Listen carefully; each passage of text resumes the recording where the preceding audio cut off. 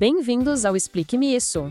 Olha, hoje o nosso papo é sobre um assunto que, nossa, tá cada vez mais em alta, né? A tal da síndrome de burnout. O Ministério da Saúde define assim, ó, é um distúrbio emocional que vem com aquela exaustão no nível máximo, sabe? Estresse, esgotamento físico, tudo isso por causa de situações de trabalho desgastantes. E aqui já fica a primeira dica, talvez a mais importante. Burnout não é só estar cansado, é bem, mas bem mais sério que isso.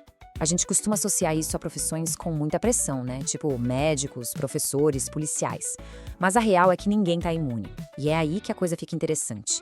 A pergunta que vai guiar a gente aqui é: o que é que acontece lá dentro do nosso cérebro na prática, para que algo como o trabalho, que deveria trazer satisfação, acabe virando essa fonte de esgotamento completo?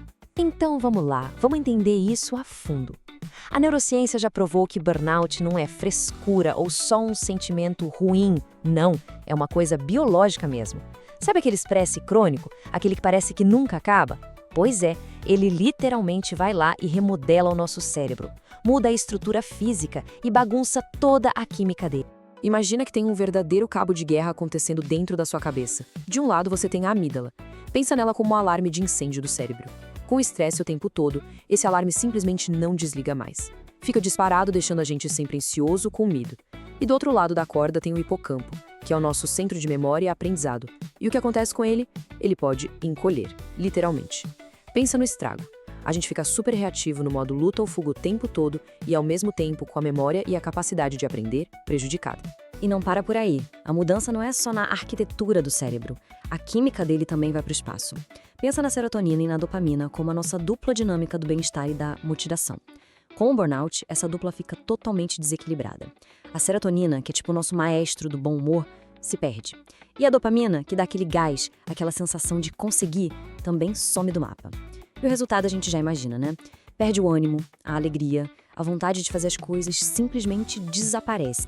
É claro que toda essa bagunça interna uma hora transborda, né? Ela aparece em forma de sinais e sintomas bem claros. Então, como é que a gente percebe que aquele cansaço de todo dia passou do ponto e virou uma coisa mais séria? O complicado do burnout é que não é uma coisa só. É um combo de problemas. Começa com aquele cansaço que, olha, pode dormir o fim de semana inteiro que ele não vai embora. Daí vem a dificuldade de se concentrar em qualquer coisa, dores de cabeça que não passam, dores pelo corpo, e quando a gente vê, isso já virou um sentimento de fracasso, uma negatividade constante, uma vontade de ficar sozinho, é literalmente o corpo e a mente pedindo socorro. E aqui tem um ponto que, nossa, é super importante, e o próprio Ministério da Saúde alerta para isso. É muito difícil a gente mesmo perceber o que está acontecendo. Os sintomas começam devagarzinho e a gente pensa, é só uma fase ruim, é só estresse. Essa frase aí na tela é perfeita porque mostra que não é culpa da pessoa não perceber. A gente tem essa tendência de ir empurrando com a barriga, sabe? E é aí que o problema pode ficar bem maior. Mas, olha, a notícia boa é que tem luz no fim do túnel. Tem um caminho de volta, sim. A recuperação do burnout não só é possível, como ela começa com um passo fundamental: pedir ajuda e entender que existe um processo, um passo a passo, para ficar bem de novo. E esse caminho é bem claro, tá? O primeiríssimo passo, o mais crucial de todos, é ter o diagnóstico de um profissional, um psicólogo ou um psiquiatra. A partir daí, a psicoterapia entra em campo como a principal jogadora, sabe? É nela que a pessoa aprende a desenvolver novas estratégias para lidar com o estresse. E, em alguns casos, os remédios também podem ser um grande apoio para ajudar a colocar a química do cérebro nos eixos de novo. E falando em psicoterapia, tem uma abordagem que tem se mostrado super eficaz para isso. É a terapia cognitivo-comportamental, a famosa TCC. Pensa nela como se fosse um treino mesmo, um personal trainer para o seu cérebro. A TCC ajuda a gente a sacar quais são os gatilhos que disparam o estresse e, mais importante, a criar respostas novas e mais saudáveis para eles. Basicamente, a gente para de reagir no piloto automático e aprende a responder de um jeito mais consciente. E isso tudo só é possível por causa de uma coisa fantástica, um dos conceitos mais cheios de esperança da neurociência, a plasticidade neural. O que é isso? É a prova de que nosso cérebro não é uma peça de concreto fixa.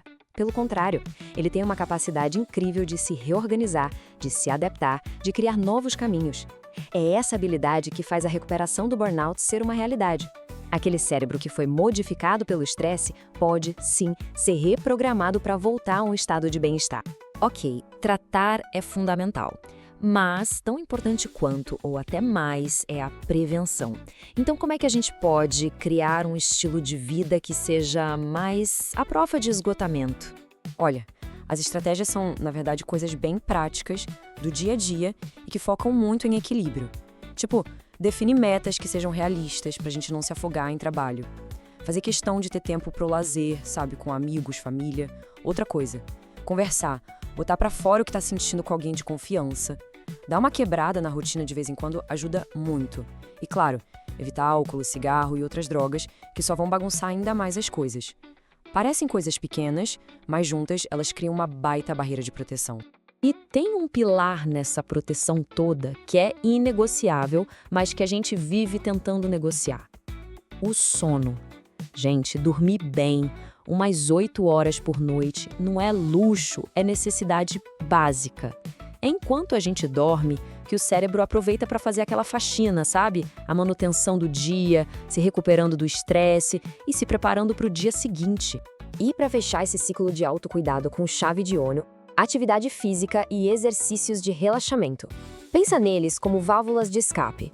Sabe panela de pressão? Então, eles ajudam a aliviar a pressão acumulada, a regular tudo no nosso corpo que o estresse desregulou.